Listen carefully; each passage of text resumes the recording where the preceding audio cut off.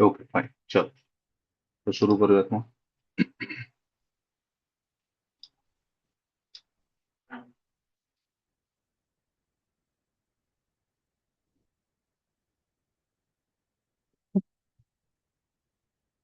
तर आजचा पहिला प्रश्न आहे, choose the most appropriate phrase for the underlined word. ठीक आहे ना. आता या प्रश्नांमध्ये आपण करायचं काय, अंडरलाइंड वर्ड जे आहे ते त्याच्यासाठी म्हणजे डिफिकल्टी. आता डिफिकल्टीसाठी इथे काय पाहिजे आपल्याला, काय विचारलं, अप्रोप्रिएट फ्रेज. आता इथे जर तुम्ही ऑप्शन्स बघितले, in a huff, in a jiffy, in a jam, on a roll. आता जनरली काय असतं ना, काय होतं की हे सगळे जे असे फ्रेजेस जे आहेत ते जर तुम्हाला माहिती नसेल तर do not attempt this question. ठीक आहे ना. या क्वेश्चनला अटेम्प्ट नाही केला तरी चालेल, स्किप इट. इनिशियली स्किप करा, त्याच्यानंतर आपण बघू शकतो की म्हणजे सेकंड राऊंड जर तुम्हाला मिळाला परत या क्वेश्चन कडे यायला, तर तेव्हा करू तुम्ही एक गेस्ट लावू शकता, पण इनिशियली काहीतरी तुक्का उगाच लावू नका. ठीक आहे. जर ऐकलं नसेल तर, जर तुम्हाला माहिती असेल तर वेल अँड गुड, तर तुम्ही तिकडे लगेच आन्सर मार्क करू शकता. ठीक आहे. तर in a huff, in a jiffy, in a jam किंवा ऑन रोड. आता इन अ हफचा अर्थ काय होतो? इन अ हफचा अर्थ आहे अँग्री, बिईंग अँग्री, और बिईंग ऑफेंडेड. ऑफेंडेड सुद्धा याचा अर्थ होतो. जर तुम्ही रागाच्या भरात असाल किंवा तुम्ही कोणत्या तरी गोष्टीने ऑफेंड झालाय, तुम्हाला कोणत्या तरी गोष्टीने राग आलाय, तर आपण ही फ्रेज वापरतो, इन अ हफ. लक्षात आलं. In a Zifi. आता हे सगळे जे जे लोक जास्त इंग्लिश मूव्हीज किंवा इंग्लिश सिरीज जर बघत असाल, तर त्यांना या गोष्टी किंवा या फ्रेजेस ऐकण्यात आल्या असतील त्यांच्या. ठीक आहे ना. इन अ जिफीचा अर्थ काय होतो? जी गोष्ट पटकन होते. Wien something is done very quickly. Wien something is done very quickly. जेव्हा कोणती तरी गोष्ट एकदम पटकन केली जाते त्याला आपण इन अ जिफी म्हणतो. In a jam may be तुम्ही ऐकलं असेल. इन अ जॅमचा अर्थ होतो when somebody is in difficulty. ठीक आहे ना. When somebody is in difficulty आपण म्हणतो he or she is in a jam, or we are in a jam. मतलब स्क्वीज्ड बिटवीन टू थिंग्स. जसं आपण ट्रॅफिक मध्ये जरी असलो तरी आपण म्हणतो ना की we are in a traffic jam. तर तिथे पण तो जॅम म्हणजे काय, we are squeezed between many vehicles. आणि चौथा ऑप्शन जो आहे on a roll. On a रोलचा अर्थ होतो की कंटिन्युअस सक्सेस. याचा अर्थ होतो कंटिन्युअस सक्सेस. ठीक आहे ना. Continuous success. आता हिंदी, सॉरी, इंग्लिश कॉमेंट्री जर तुम्ही ऐकत असाल मॅच बघताना, तर ऑन अ रोल हा बऱ्याच वेळा शब्द वापरला जातो. ठीक आहे ना. जसं की जर कोणीतरी खेळाडू जर चांगला खेळत असेल पूर्ण आयपीएल मध्ये, तर आपण म्हणतो की Virat Kohli is on a roll. तर Virat Kohli is on a रोलचा अर्थ काय होतो की continuously he is performing good, continuously he is getting success, म्हणजे वारंवार तो चांगलंच बॅटिंग करतो, चांगलाच परफॉर्म करतो. तर on a roll is used for continuous success. In a jam for difficulty, in a jiffy very quickly, आणि इन अ हफ म्हणजे जेव्हा आपण अँग्री आहोत, जेव्हा आपल्याला राग आलेला आहे, तेव्हा आपण वापरतो इन अ हफ. तर या प्रश्नाचं उत्तर आहे इन अ जॅम. ठीक आहे ना. Option number 3. ठीक आहे. आता अजून एक दोन तीन तुम्हाला डिफिकल्टीशी रिलेटेड अजून एक दोन तीन फ्रेजेस देतो, कारण का पुन्हा एकदा इन अ जॅमच विचारलं जाईल याचं काय गॅरंटी नाही. पण डिफिकल्टीशी रिलेटेड अजून एक दोन आहेत जे आपण इथं इथं लिहितो मी. डिफिकल्टीशी रिलेटेड अजून ज्या फ्रेजेस आहेत. ठीक आहे ना. तर तुम्ही पण माझ्या बरोबर लिहा किंवा स्क्रीनशॉट काढा, ऍज यू विश. तर इन अ पिकल. ठीक आहे ना. इन अ पिकल ही एक फ्रेज आहे किंवा एक इडियम आहे.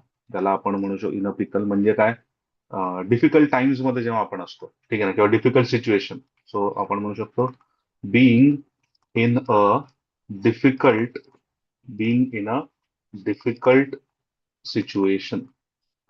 Being in a difficult situation म्हणजे इन अ पिकल. ठीक आहे. अजून एक याच्याशीच निगडीत आहे, in hot water. In hot water. In hot वॉटरचा अर्थ काय, बिईंग इन ट्रबल. ठीक आहे ना. बिईंग इन ट्रबल, कुठल्या तरी संकटात असणे म्हणजे बिईंग इन हॉट वॉटर. आता मी कालच्या लेक्चरमध्ये पण सांगितलं होतं की या ज्या इडियम्स फ्रेजेस असतात यांचं लिटरल ट्रान्सलेशन करायचं नाही, लिटरल अर्थ त्यांचा 99% होत नसतो. अजून एक हा अजून एक फ्रेज देतो तुम्हाला, between a rock. Between a rock and a hard place.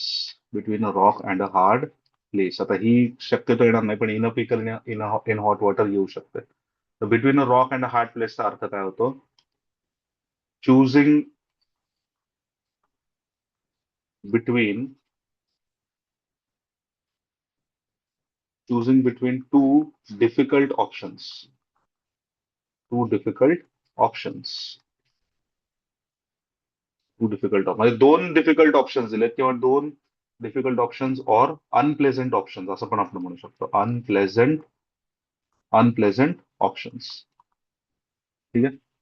म्हणजे दोन ऑप्शन दिलेत आपल्याला, आणि दोन्ही अवघड आहेत किंवा दोन्ही अनप्लेझंट आहेत, आपल्याला आवडत नाही. तर तेव्हा आपण म्हणतो between a rock and a hard place. ठीक आहे ना.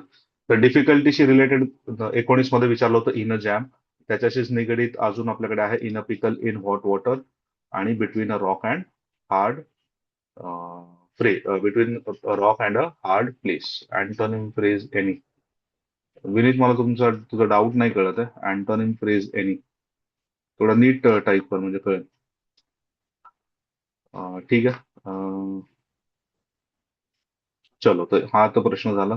पुढचा बघूयात. He won the election very easily. आता इथे काय पाहिजे आपल्याला?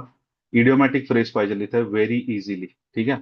आता इथे आपल्याकडे आहे hands up, hand in hand, by the hand, hands down. आता very easily, he won the election very easily म्हणजे खूप सहजपणे त्यांनी इलेक्शन जिंकलेलं. ठीक आहे ना. आता हँड्स अप. बरं, आता हँड्स अप आपण बरेच वेळा ऐकलेलं असेल मूवीज वगैरे मध्ये वगैरे. हँड्स अपचा अर्थ होतो टू सरेंडर. कोणत्या गोष्टीला जर आपण सरेंडर करत असू तर आपण म्हणतो हँड्स अप. हँड इन हँडचा अर्थ होतो cooperation.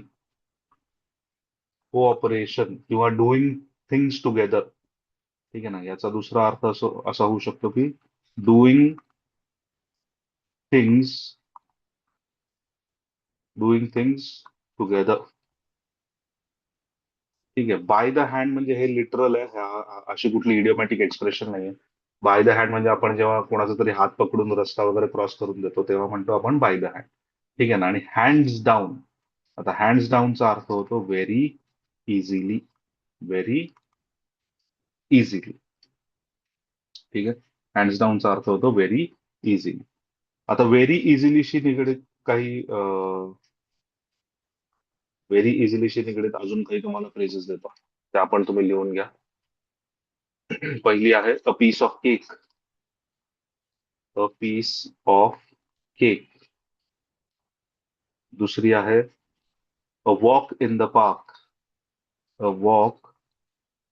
Walk in the park. ठीक आहे, म्हणजे व्हेरी इझिली. ठीक आहे. हा ठीक आहे. दोन एक झाल्या. आणि ठीक आहे, हा या दोनच ठीक आहे. चलो, तो 67 क्वेश्चन झालेला आहे. पुन्हा एकदा आपण रिपीट करू. हँड्स अप म्हणजे सरेंडर करणे. ठीक आहे. हँड इन हँड म्हणजे कोऑपरेशन किंवा doing things together. By the hand म्हणजे लिटरल ऍक्च्युली ती फ्रेज आहे. आणि हँड्स डाऊन म्हणजे याचा अर्थ होतो व्हेरी इझिली. तर very easily, hands down already विचारलेली आहेत. व्हेरी इझिलीशी निगडीत दोन अजून तुम्हाला दिलेले आहेत, अ पीस ऑफ केक आणि अ वॉक इन द पार्क. ठीक है. चलो, तो आगे बढ़ते हैं.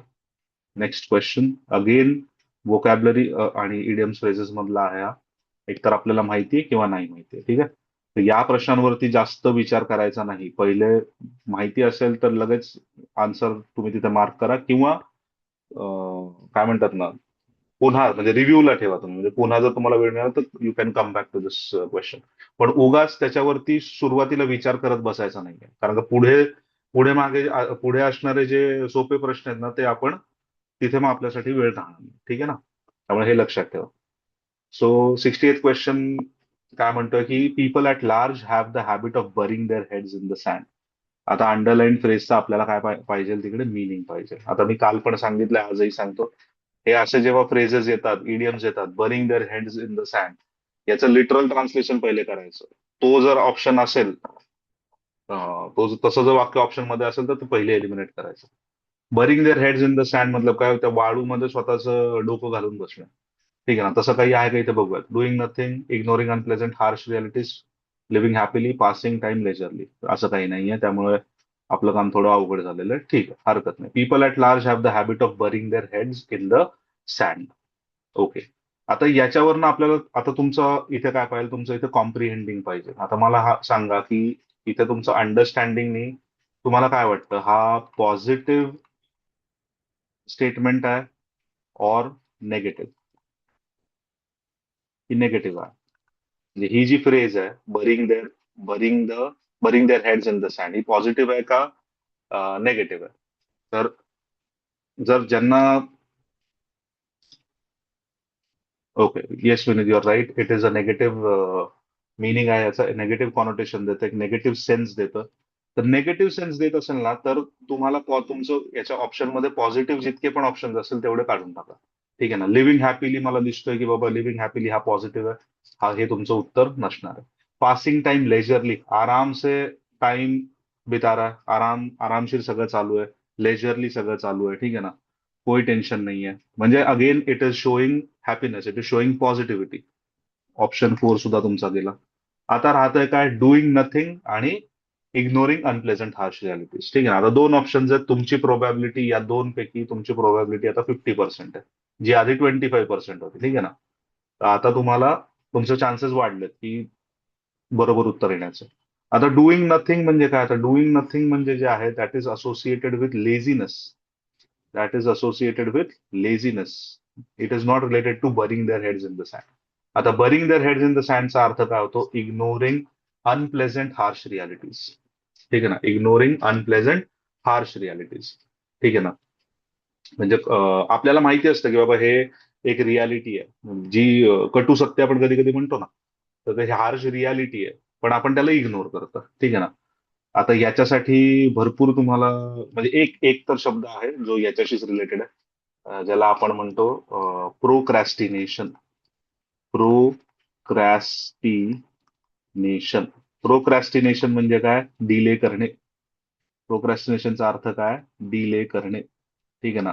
बरंच आपण आपण आपल्या आयुष्यात पण आपण हे केलेलं आहे, तुम्ही पण केलं असेल मे बी. जर if you look deeper into yourself, you will understand की आपण कधी कधी असं करतो ना की यार उद्या सकाळपासून अभ्यास करू. आपल्याला माहिती असतं की बाबा अभ्यास करणं आता खूप गरजेचं आहे, नाही तर त्याच्याशिवाय काही पर्याय नाही, पण आपण म्हणतो अरे उद्या सकाळपासून करू. काही जण म्हणतात सोमवारपासून करूया. काही जणांचं असतं की 1 तारखेपासून मी अभ्यासाला बसणार आहे, किंवा 1 तारखेपासून मी खूप चांगला अभ्यास करणार आहे. तर हे काय, आपल्याला माहिती आहे की अभ्यास करायचा आहे, पण आपण फॉर नो रिझन और फॉर सम रिझन आपण ते डिले करतो. ठीक आहे ना. म्हणजे काय, we bury our head in the sand, मतलब आपण हार्श रियलिटी को बरी करते हैं, या फिर उसका सबसे अच्छा वर्ड है प्रोक्रॅस्टिनेशन, म्हणजे डिले करणे, उगाच डिले करणे. ठीक आहे. Okay fine. आता ignoring unpleasant harsh realities, burying their sand, आता याच्याशी रिलेटेड अजून दोन तीन तुम्हाला दोन तीन अजून इडियम्स देतो. इथे देतो. Turning a blind I. Turning a blind I. Turning a blind I म्हणजे काय, याचा अर्थ होतो डेलिबरेटली, डेली अच्छा डेलिबरेटली इग्नोरिंग समथिंग. जाणून बुजून काहीतरी टाळणे, इग्नोर करणे, त्याला म्हणायचं turning a blind I. Deliberately ignoring. Sweeping it. Sweeping it under the रग. स्वीपिंग इट अंडर द रग म्हणजे काय, अंडर द रग, RUG, RUG. याचा अर्थ होतो हायडिंग अ प्रॉब्लेम. याचा अर्थ आहे hiding a problem or keeping it secret. Hiding a problem or keeping it secret.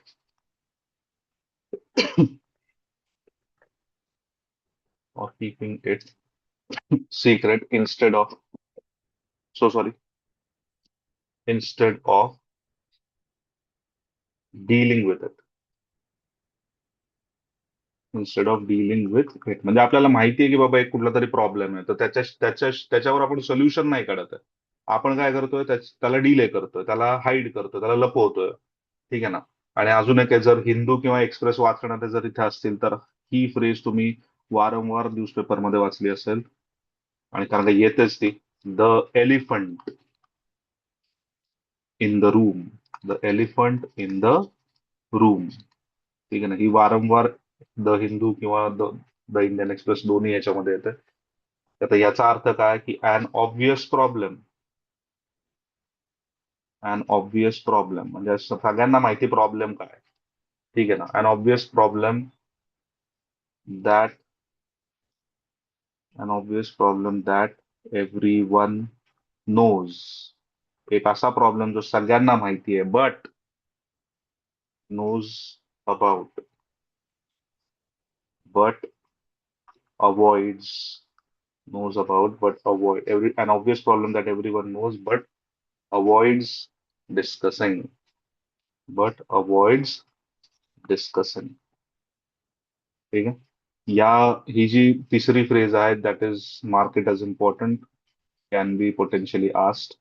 ठीक आहे ना, कारण का सारखीच म्हणजे आज जर तुम्ही पेपर जर बघितले आता मागच्या 1-2 महिन्यांचे, तर ही बऱ्याच वेळा ही फ्रेज आलेली आहे, the elephant in the room. ठीक आहे, very similar to burying their heads in the sand. आता म्हणजे काय, हार्श रियालिटीपासून दूर जाणे, म्हणजे टर्निंग अ ब्लाइंड, म्हणजे हे सगळे जवळपासच रिलेटेड आहेत. Burying their heads in the sand, turning a blind eye, sweeping it under the rug, किंवा आत्ताची जी हॉट फेवरेट आहे that is elephant in the room. ठीक आहे, स्क्रीनशॉट काढा जर तुम्ही लिहिलं नसेल हे सगळं तर. Let's move ahead.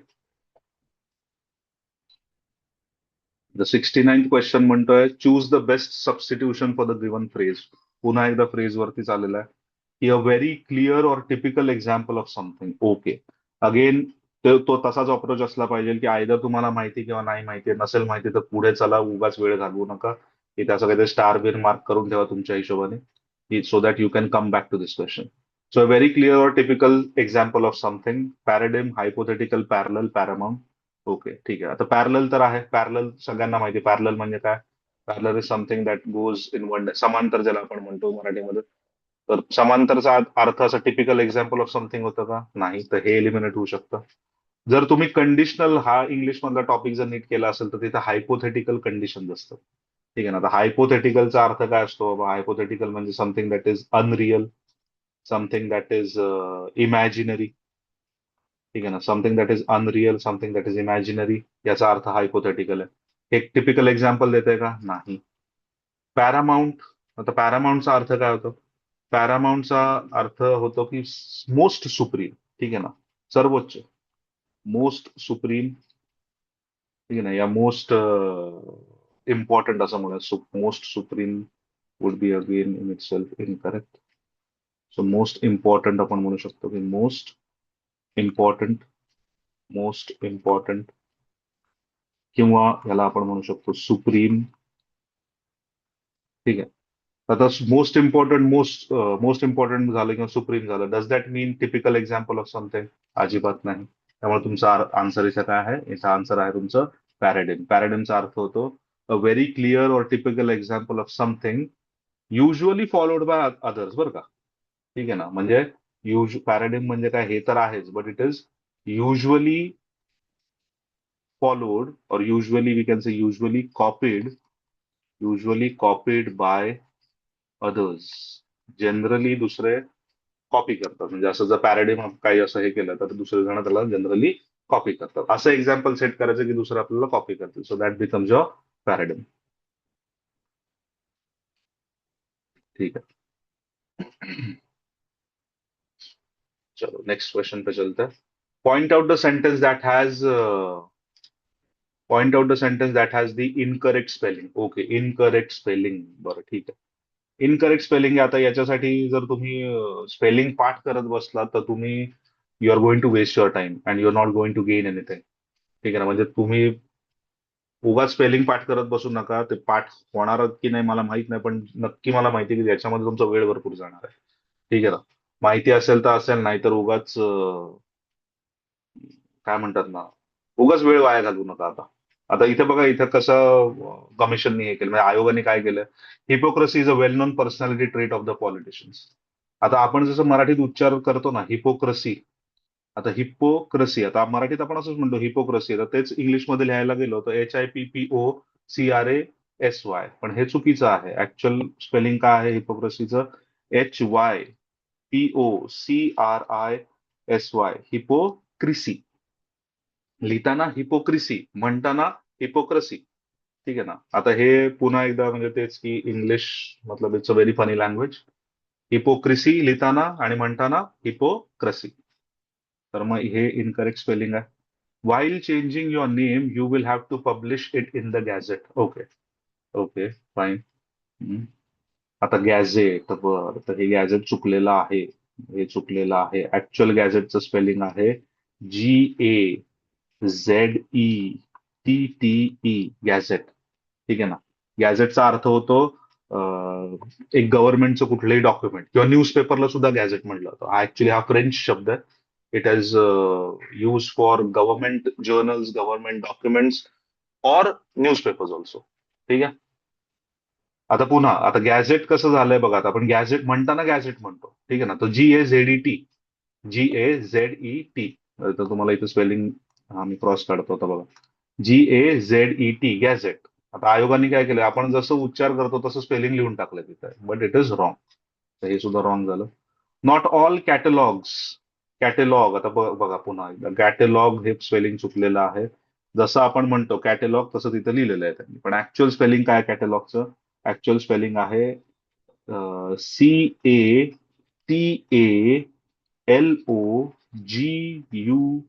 CATALOGUES, catalogues. कॅटेलॉग्स.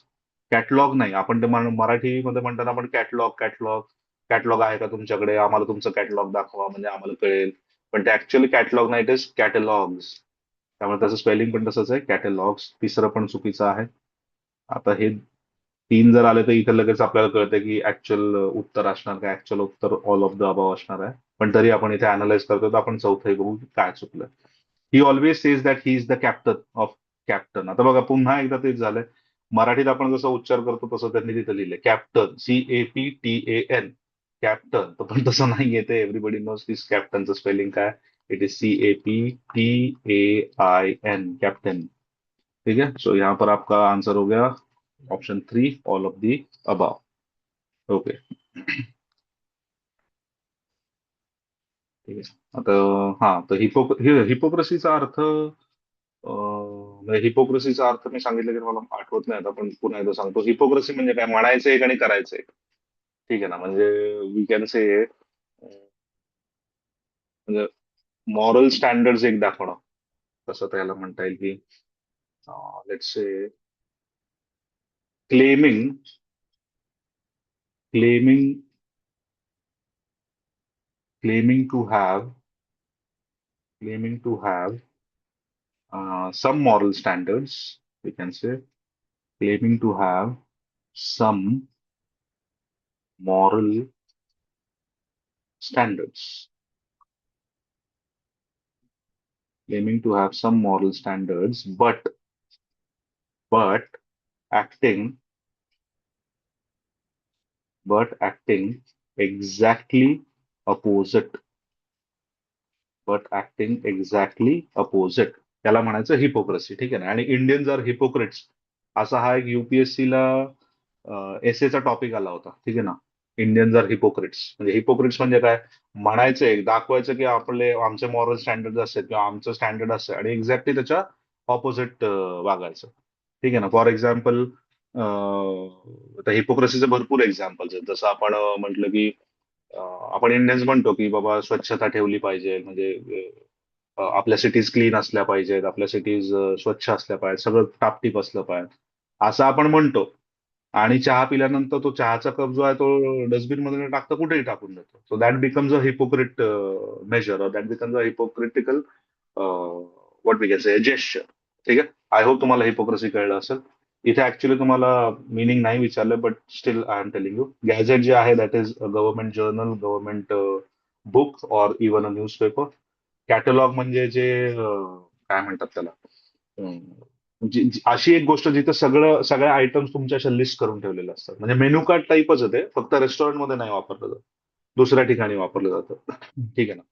तसं तुम्ही जर पेंटच्या दुकानात गेला किंवा कुठल्या इंटिरियरच्या दुकानात गेला तर तुम्हाला तिथे कॅटलॉग्स दिसतात. तर ते कॅटलॉग्स काय असतात, एक लिस्ट करून सगळ्या सिस्टमॅटिकली सगळ्या त्या गोष्टी तिथे ठेवलेल्या असतात.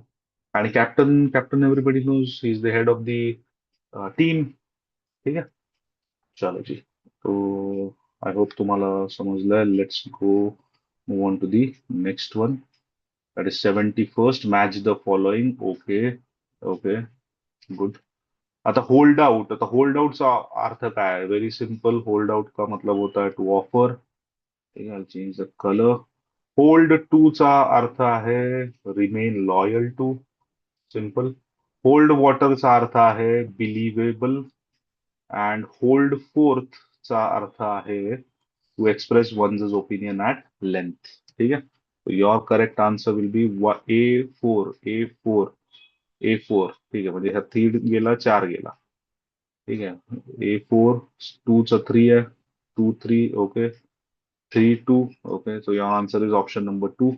ठीक आहे. सगळे हे लिहून ठेवा. म्हणजे हे सगळे होल्ड वर आलेत बरं का. Hold out, hold to, hold water, hold forth. ठीक आहे. अजून 2-3 देतो तुम्हाला, म्हणजे जर समजा याच्याशी निगडीत जर प्रश्न आले होल्डशी. ठीक आहे ना. तर अजून 2-3 देऊन ठेवतो. Hold back. होल्ड बॅकचा अर्थ काय होतो? To hesitate. To hesitate. हेजिटेटचा अर्थ होतो संकोच करणे. ठीक आहे. टू हेजिटेट और stop yourself. To hesitate और stop yourself from showing any emotions. From To hesitate or stop yourself from showing any emotions. म्हणजे कोणतेही इमोशन्स दाखवण्यापासून तुम्ही स्वतःला थांबवता किंवा स्वतः संकोच करता, की दाखवू का नको, एक्सप्रेस करू का नको. त्याचा अर्थ होतो होल्ड बॅक. ठीक आहे. Hold back. ठीक आहे. अजून एक देतो. I should write it. Hold off. Hold off. Hold ऑफचा अर्थ होतो to delay something. To delay something. आता आधीच्या क्वेश्चन मध्ये झालेलं आहे बघा हे. तर हे किती सिमिलर गोष्टी विचारतायत बघा. वरती आपल्याला विचारलं होतं bury their head in the sand. ठीक आहे ना. त्याच्याशी तुम्हाला एक मी शब्द सांगितला प्रोक्रॅस्टिनेशन. आणि 2-3 फ्रेजेस देऊन दिले, इडियम्स लिहून दिले. आता इथं तुमच्याकडे फ्रेज आहे होल्ड ऑफ. होल्ड ऑफचा अर्थ काय होतो? To delay something. ठीक आहे. Very similar. ठीक आहे. अजून एक देतो तुम्हाला. Hold up. Hold up. आता होल्ड अपचा अर्थ होतो टू डिले समथिंग. पुन्हा एकदा तेच टू डिले. आता होल्ड ऑफ आणि होल्ड अप हे दोन्ही दिलेलं आहे. ठीक आहे. चलो जी. तर आय होप तुम्ही लिहून घेता. नसेल घेतलं तर प्लीज स्क्रीनशॉट काढा. ठीक आहे. ओके. तर रीडिंग कॉम्प्रिहेन्शन. आता रीडिंग पहिली गोष्ट मला हे सांगा, म्हणजे बिफोर वी प्रोसीड होऊया, रीडिंग कॉम्प्रिहेन्शन डिस्कस करायचं आहे की your okay with reading comprehension? जमतंय तुम्हाला?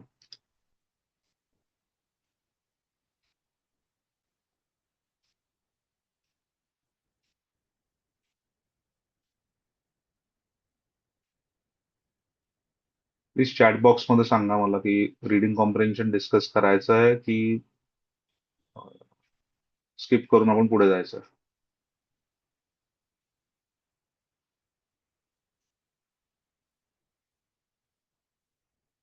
स्किप. ओके.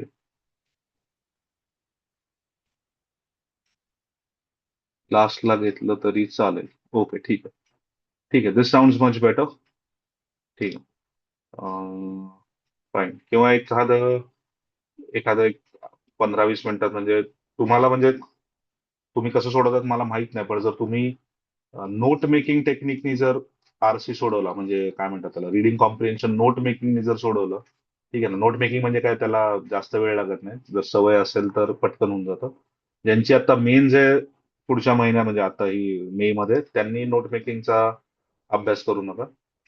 येस दिग्विजय, मी सांगेन ह्याला कसं टॅकल करायचं. तेच सांगतो आता की note making is the best way to tackle. ठीक आहे ना. आता कारण काय, आता इथे बघा, म्हणजे एक पहिला हा जो 72वा प्रश्न आहे, इथे काय म्हटलं, which of the following is or are true about Louis the 14th. ठीक आहे ना.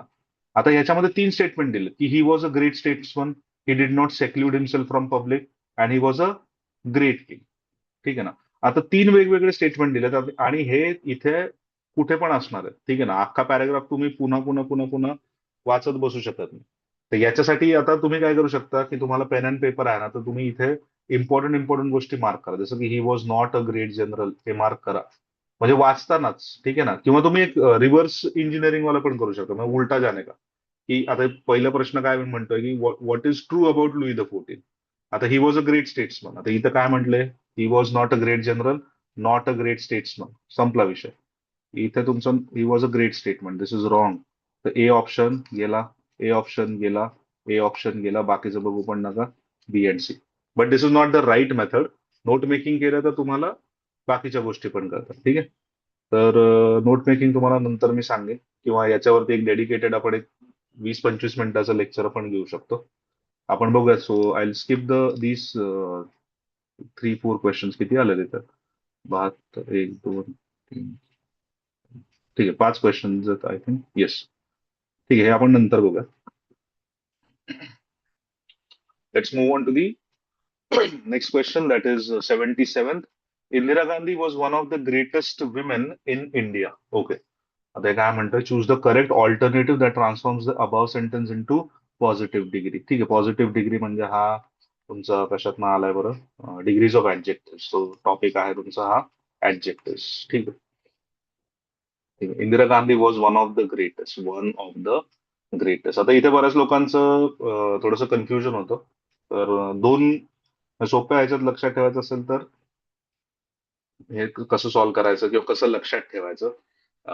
What we can do over here is, एक आपण म्हणू शकतो सोलो, सोलो किंग. ठीक आहे ना. असा एक ग्रुप तुम्ही तयार करा, किंवा असं लक्षात ठेवा फक्त डोक्यात, सोलो किंग आणि व्ही आय पी. ठीक आहे ना. Very important person, V I P club. ठीक आहे ना. आता सोलो किंगचा अर्थ काय होतो बाबा? सोलो किंग मध्ये काय येणार आहे? सोलो किंग मध्ये म्हणजे तू एकटाच. ठीक आहे ना. म्हणजे तो एकटाच. For example what we can say, Virat Kohli is the best, Virat Kohli is the best batter. ठीक आहे ना. Virat Kohli is the best batter म्हणजे he is the solo king. त्याच्यापेक्षा जास्त भारी कोणीच नाही. म्हणजे काय, बेस्ट मध्ये एकच झाला तो. व्हीआयपी क्लब म्हणजे काय, Virat Kohli is one of the best, one of the best. One of the best असं असं जर आपण फ्रेज वापरली तर पुढे जे आहे, one of the best batter नाही येणार, इथे बॅटर्स येणार, अनेक वचन येणार. ठीक आहे ना. प्लुरल येणार. So Virat Kohli is one of the best batters. ठीक आहे ना. तो हा झाला व्हीआयपी क्लब. म्हणजे इथे विराट कोहली म्हणजे बेस्ट बॅटर्स भरपूर आहेत जगात, त्यातला एक विराट कोहली. हा झाला व्हीआयपी क्लब. सोलो किंग म्हणजे काय, विराट कोहलीच सर्वोच्च आहे, ही इज द बेस्ट. ठीक आहे. आता इथे आपल्याला सेंटेन्स काय आलं ते बघा. इथे आपल्याला सेंटेन्स काय आलंय, इथे म्हणते Indira Gandhi was one of the greatest. ठीक आहे ना. One of the greatest women. म्हणजे हा कुठला क्लब मधला आला? This comes from your V I P club. ठीक आहे. आता व्ही आय पी क्लब मधला जर असेल प्रश्न, तर no other woman in India was as great as Indira Gandhi. ठीक आहे. आता हा आणि अजून इथे काय सांगितलं, पॉझिटिव्ह करायला सांगितलं, हे तर मी विसरलो. पॉझिटिव्ह करायचं म्हणजे काय, इथे तुम्हाला ग्रेटेस्ट आहे ना, इथे ग्रेटेस्ट आहे ना, तर इथे तुम्हाला पॉझिटिव्ह मध्ये काय पाहिजे, इथे तुम्हाला पाहिजे ग्रेट. त्यामुळे जिथे ग्रेटेस्ट आहे, जिथे ग्रेटर आहे, ते सगळे ऑप्शन काढून टाका. ठीक आहे ना. आता ग्रेटर आहे, हा गेला तुमचा ऑप्शन, ग्रेट ग्रेट ग्रेट. ठीक आहे. आता व्हीआयपी क्लब वरती येऊयात आपण, की Indira Gandhi was one of the greatest women in India. म्हणजे ती एकटीच ग्रेट होती का, की ती एकटीच ग्रेटेस्ट आहे का? नाही. बाकी पण महिला आहेत ना त्याच्यामध्ये. मग no other woman in India was as great as Indira Gandhi होईल का? नाही. गेला हा पण ऑप्शन तुमचा एलिमिनेट झाला. ठीक आहे. आता very few women in India were as great as Indira Gandhi. आता दोन. आणि तिसरं, Indira Gandhi was as great as any other women in India. ठीक आहे. ठीक आहे. आता एनी अदर विमेन, आता व्हीआयपी क्लब आहे ना, आता जर आपण शिकलो ना व्हीआयपी क्लब, आता एनी अदर विमेनचा अर्थ काय होतो, की सगळ्याच महिला भारतात ग्रेट आहेत. असा त्याचा अर्थ होता. आणि त्यातली एक इंदिरा गांधी होती. ठीक आहे ना. एनी अदर विमेन नाही. हा व्हीआयपी क्लब आहे, म्हणजे हा एक प्रीमियर क्लब आहे. इथं सगळी लोक नाहीये, कॉमन पीपल नाही इथे. काहीतरी तुम्हाला you have to be important. ठीक आहे ना. तर हा पण ऑप्शन गेला. तुमचा ऑप्शन राहतो एकच, की व्हेरी फ्यू. ठीक आहे ना. Very few women in India were as great as Indira Gandhi. I hope तुम्हाला समजतंय. ठीक आहे ना. हे लक्षात ठेवा फक्त, सोलो किंग आणि व्हीआयपी क्लब. ठीक आहे. Let us go ahead with the next question. This proposal is objected to by us. करायचं काय? Which of the following is correct? Active. ठीक आहे. ऍक्टिव्ह स्ट्रक्चर म्हणजे हे पॅसिव्ह व्हॉइस मध्ये आहे. आता सोप्पा रूल. आता सोप्पा रूल म्हणजे काय? की म्हणजे हे सगळ्यांना माहिती असलं पाहिजे, की ऍक्टिव्ह पॅसिव्ह मध्ये, ऍक्टिव्ह टू पॅसिव्ह जेव्हा आपण करतो. ठीक आहे ना. तर ऍक्टिव्हचा जो सब्जेक्ट आहे तो इथे ऑब्जेक्ट होतो. ठीक आहे ना. आणि ऑक्टेव्ह जो ऑब्जेक्ट आहे तो सब्जेक्ट होतो, म्हणजे वाईस वर्सा होऊन जातं. ते इथं काय बाबा, this proposal is objected to by us. आता अस आहे. आता हा ऑब्जेक्ट आहे. ठीक आहे ना. हा बनणार तुमचा सब्जेक्ट. तर अस, अस काय ऑब्जेक्ट प्रोनाऊन आहे. ऑब्जेक्ट प्रोनाऊन आहे, तर जेव्हा ते सब्जेक्ट बनेल तेव्हा आपल्याला काय पाहिजे? It will turn into subject pronoun. ठीक आहे ना. म्हणजे अस जे आहे ते वी झालं पाहिजे. ठीक आहे ना. अस काय झालं पाहिजे? अस चेंज होणार वी ला, म्हणजे सेंटेन्स जे आहे ते वी ने सुरुवात झाली पाहिजे. इथे दोन सेंटेन्स आहेत, वी ने सुरू होणार आहे आणि दोन दिसनी सुरू होणार आहे. ते दिसवाल्यांना एलिमिनेट करा पहिले. ठीक आहे ना. ठीक आहे. तो वी ऑब्जेक्ट दिस प्रपोज. आता दिस कशाला रे बाबा? इथं दिस आहे ना. इथं दिस आहे, तर दिस कशाला पाहिजे? सोडून द्या. तुमचं करेक्ट उत्तर आहे third one, we object to this proposal. आता इथं लक्षात ठेवा, इथं दिस आहे म्हणून हे झालंय. आता इथं जर दिस असतं, ठीक आहे ना, या दिसच्या जागी इथं जर दिस असतं, वी ऑब्जेक्ट दिस प्रपोजल, तरी पण ऑप्शन तुमचा तीनच असता. ठीक आहे ना. का? कारण का इथे बघा, ऑब्जेक्टेड टू. ठीक आहे ना. म्हणजे कुठला तरी वर्ब आहे. ठीक आहे ना. ऑब्जेक्ट हा वर्ब आहे इथे. Objected to. ठीक आहे ना. म्हणजे काय ते वर्ब प्लस प्रेपोजिशन. ठीक आहे ना. तर हे लक्षात ठेवा, की वर्ब प्लस प्रेपोजिशन हा एक बॉक्सच तयार होणार आहे तुमचा. ठीक आहे ना. वर्ब प्लस प्रेपोजिशन हा एक बॉक्स आहे तुमचा. हा ऍक्टिव्ह मध्ये पण तसाच राहणार, आणि जेव्हा हा आपण याला चेंज करतो आणि पॅसिव्ह मध्ये घेऊन जातो तेव्हा सुद्धा आहे तसंच उचलायचं. वर्ब प्लस प्रेपोजिशन आहे तसंच उचलायचं आणि आहे तसंच ठेवायचं तुमच्या पॅसिव्ह मध्ये पण. ठीक आहे ना. त्यांना सेपरेट नाही करायचं, की तेव्हा त्यातल्या एखादा वगळून नाही टाकायचं. ठीक आहे ना. आता जसं इथे ऑब्जेक्टेड टू आहे तसंच इथे ऑब्जेक्ट टू आलं पाहिजे. ठीक आहे ना. So we object to this proposal. आता याला जर आपण पॅसिव्ह मध्ये करायचं झालं तर this proposal is objected by us. ठीक आहे ना. तर तुम्ही काय लक्षात ठेवायचं, वर्ब प्लस प्रेपोजिशन जर ऍक्टिव्ह पॅसिव्ह मध्ये करताना वर्ब प्लस प्रेपोजिशन ऍक्टिव्ह मधनं पॅसिव्ह मध्ये जाताना सुद्धा तो अख्खाच्या अख्खा वर्ब प्लस प्रेपोजिशन उचलायचं आणि तिथे टाकायचं.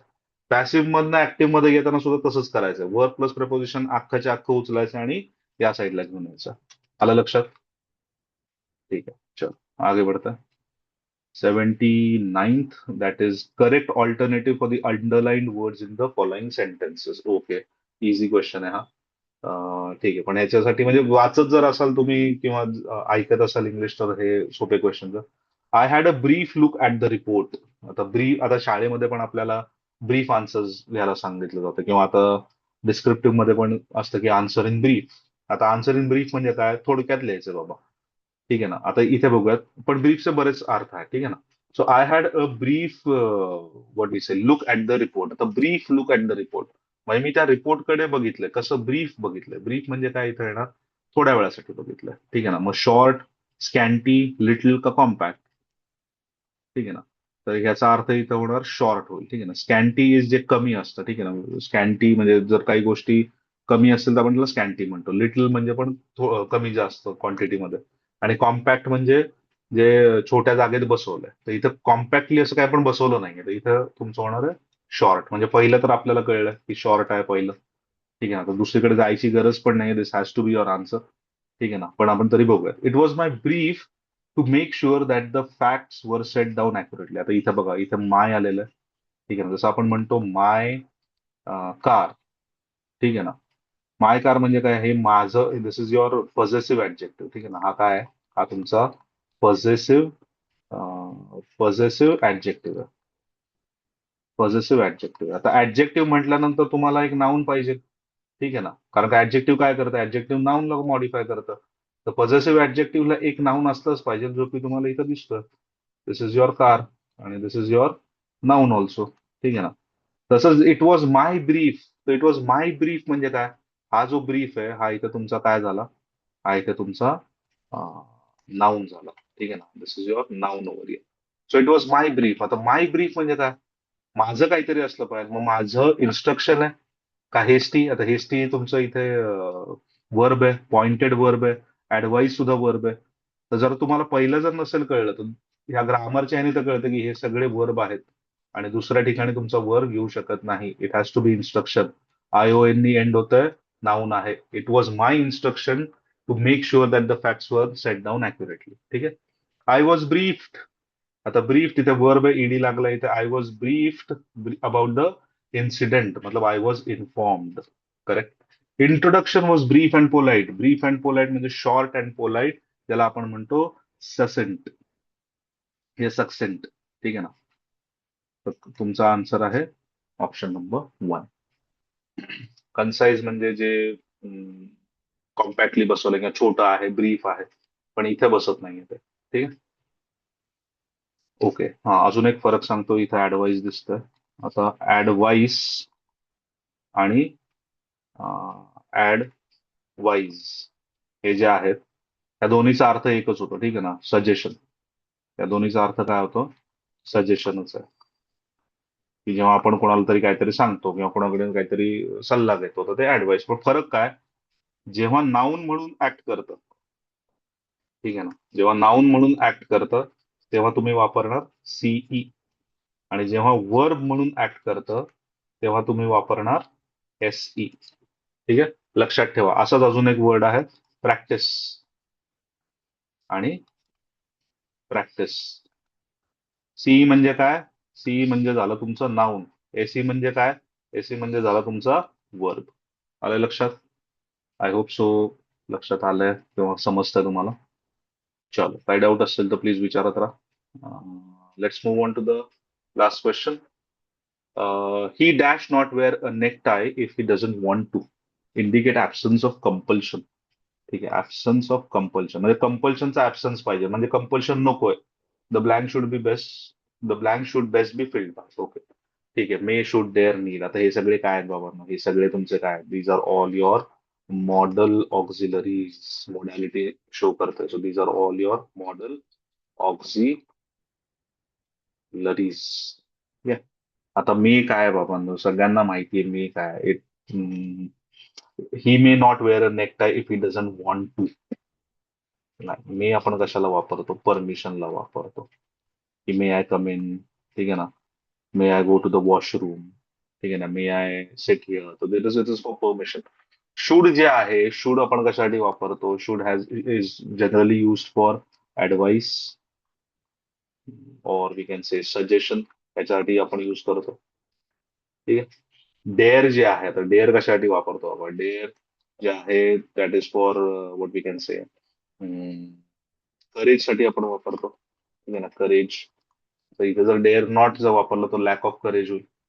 नीड नॉट, आता नीड नॉट जे आहे दॅट इज फॉर कंपल्शन. ठीक आहे ना. नीड जो आहे that is for we can say compulsion. आणि नीड नॉट जर झालं म्हणजे नीड नॉट, आता इथे बघा पुढे नॉट आहे.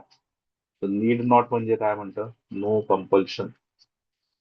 No compulsion. So there is absolute absence of compulsion when we say need not. त्यामुळे तुमचं उत्तर असणार आहे ऑप्शन नंबर 4. ठीक आहे. आलं लक्षात? ठीक आहे. तर काही डाऊट असेल तर please contact me on this number. WhatsApp केलं तर जास्त बरं राहील, टेलिग्राम केलं तरी हरकत नाही. ठीक आहे. कारण का पण टेलिग्राम बघायला थोडंसं पुढे मागे होतं ते. व्हॉट्सअप किंवा टेलिग्रामवरती you can reach me at any time. कुठलाही डाऊट असू द्या इंग्लिशशी related, feel free to ask. ठीक आहे. ठीक आहे. 9:50 झालेत.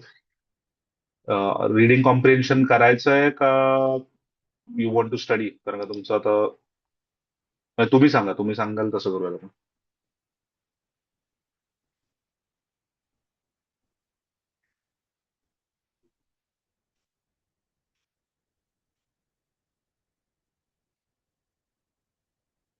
शॉर्ट ट्रिक्स पण द्या, म्हणजे प्रश्न लवकर सुटते. महेश, रीडिंग कॉम्प्रिहेन्शनचं म्हणतोय का दिग्विजय?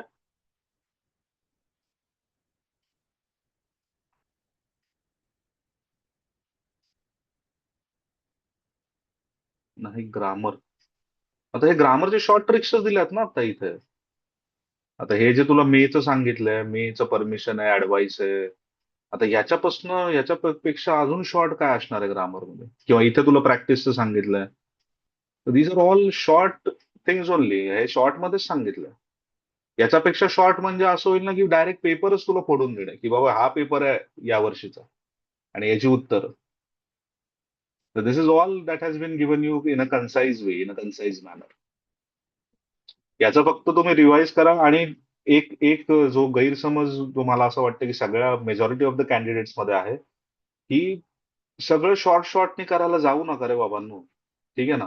जेवढ्या गरजेच्या गोष्टी आहेत तेवढ्या तर तुम्हाला वाचावंच लागणार आहे. आणि कन्सिस्टंटली तुम्ही करत राहिलात ना पुढचे मे 17 पर्यंत, मे 17 का 18 जेव्हा पण एक्झाम आहे तुमची. तर आजची तारीख आहे. So we have another 3-4 days of March. ठीक आहे ना? एखादा आठवडा आहे मार्च मधला आणि एक अख्खा एप्रिल. सो 5 आठवडे आहेत. तुम्ही 5 आठवड्यामध्ये रोज तुम्ही तास दीड तास जरी इंग्लिशला दिला ना, तर तुमचं इथे भरपूर स्कोर होणार आहे. सगळं एका दिवशीच. Do not try to gulp down everything in one गो.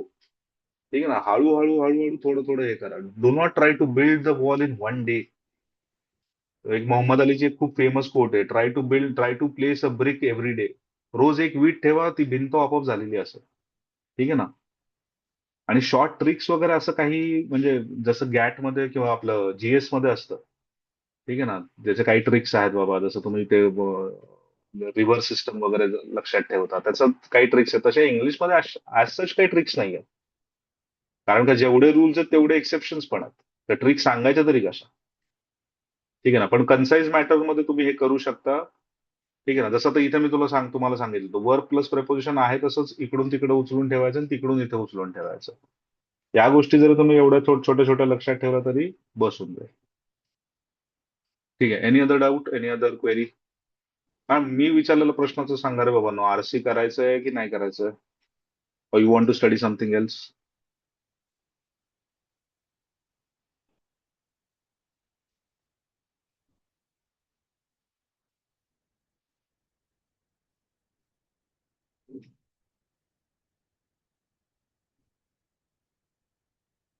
अरे, जर तुम्ही उत्तरच दिली नाही तर मला कसं समजणार ते काय करायचं?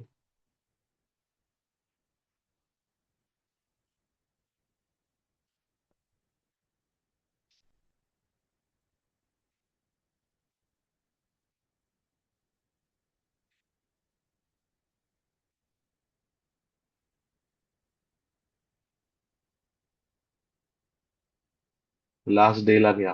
बरं बरं, ठीक. ठीक आहे, चलो एक तरी कुठला तरी रिप्लाय आलाय. ठीक आहे. मग आपण थांबूयात. आज आपला 2019चा पेपर झाला. उद्याही आपण साधारणतः याच वेळेला भेटू. आणि उद्या 2020चा पेपर समोर ठेवा तुमच्या बरोबर. जर काही मी जे जे काही गोष्टी ते सांगतो तर तिथल्या तिथे जर तुम्ही तुमच्या क्वेश्चन पेपरवर लिहिलं तर तुम्हाला रिव्हिजनला बरं जाईल. ठीक आहे. सो ठीक आहे. तो आजचं मग सेशन आपण आज इथेच थांबूयात. ठीक आहे. Till tomorrow, keep studying. Consistently study करत राहा आणि होलिस्टिक स्टडी करा. एकाच याला जाऊ नका. प्रत्येक टॉपिक हा तुमचा झालाच पाहिजे by the time of your exam. ठीक है? चलो, तो मिलते हैं कल. Till then have nice time. Thank you so much and good Knight.